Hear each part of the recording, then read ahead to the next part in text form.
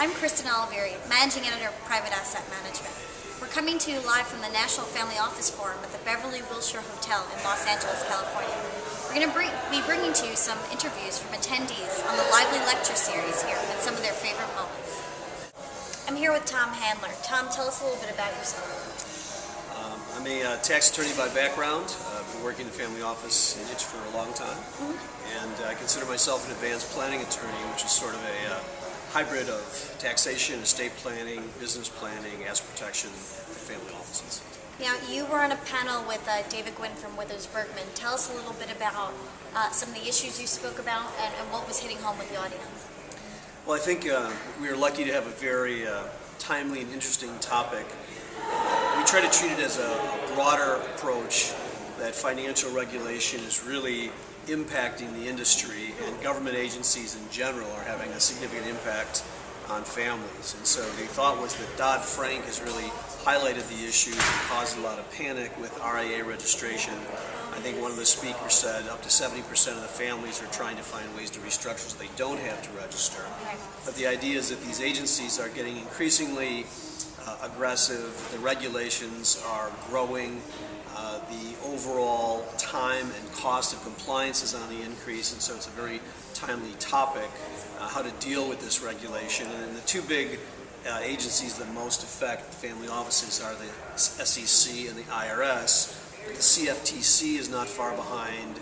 Department of Labor is sometimes involved, and other agencies as well. In terms of exemptions for family offices, are they going to be using that to sidestep any sort of regulatory issues? I think so. I think families will be pretty motivated to avoid the costs of registration, and so the exemptions available will require, in some cases, structural changes, contract modifications, employee titles, roles in order to fit the exemptions. And then the other approach is to trade regulators and to consider a captive insurance company, a family bank, a private trust company, where a different set of regulators takes precedence and the SEC is removed from the equation. So I think those are the two primary approaches families are taking. If you had to give one piece of advice to a family office looking at regulation, what would it be?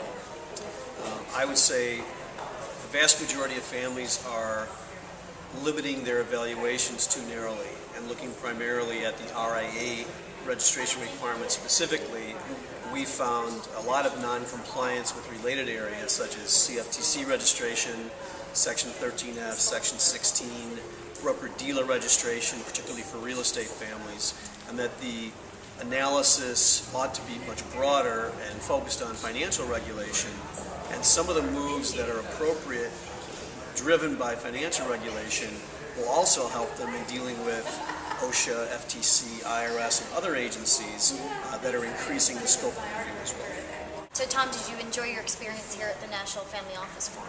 I did. A number of advisors that I know were here. I got to spend some time with them. I learned some new things, and a couple of clients were here as well, so it was a good conference. I'm here with Lisa Gray. She's one of the speakers on a couple of our panels. So Lisa, tell us a little bit about yourself and some of the panels you participated in. Well, I'm managing member of Gray Manor Strategies, and we focus on the relationship and multi-generational issues that families have. We also focus on segueing the impact of those issues on the investment and legal and tax side of the wealth management. So it's a little bit different approach. The panels I spoke on today were really concerned with top-of-mind issues, I think, that families are facing, which number one is succession planning, and then also family dynamics and governance, and how family dynamics show up in families' efforts to create a governance system that really works. So I was very privileged to be on with my colleagues who are just brilliant people, and I think we all did a good job of kind of rounding out each side, various sides of the issues, so that hopefully participants could hear a really well-rounded view of some of the things that they should be thinking about. And tell us a little bit about audience feedback from the panel. I've had really good audience feedback. I had several people come up after me and talk to me, say that they'd like to talk to me further, which to me is always, the prime indication that you've done what you needed to do, and that's give them information, give them some things to think about that perhaps they hadn't thought about before, give them a little bit of a direction and education open the door for more inquiry. And in terms of networking, tell us about some of the people that you've met here at the National Family Office Forum. Well, I have to say, quite honestly, this is one of the best networking conferences I've ever been to.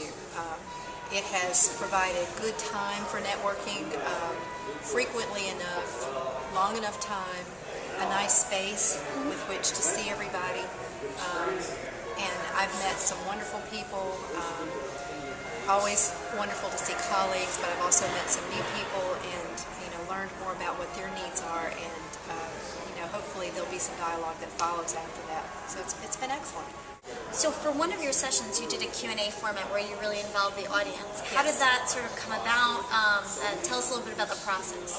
Well, that was really my idea.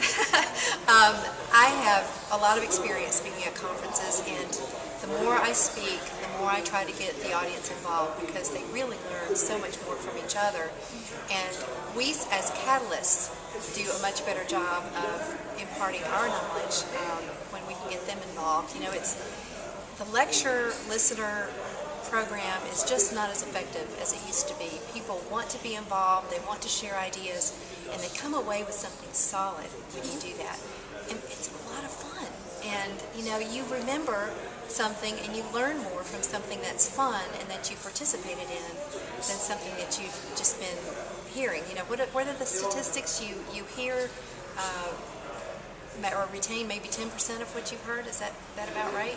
So when you're actively involved, it's just like working with a family. When you get the family members involved and active in the process, they're going to come away with it feeling that they've had an experience that's valuable and that they're part of things. And it's the same thing with a presentation. When you involve the audience, they come away with more and they remember you a lot more too. So tell us, are you interested in attending some more of the National Family Office Forum events?